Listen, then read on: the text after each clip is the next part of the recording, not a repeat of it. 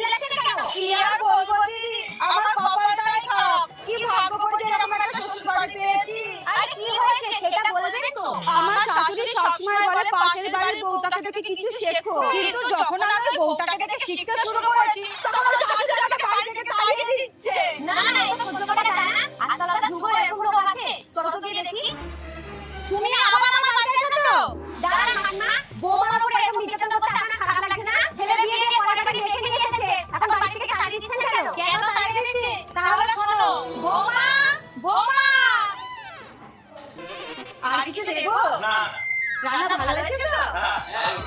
বৌমা, এরা কারা? মা, আপনি এসেছে?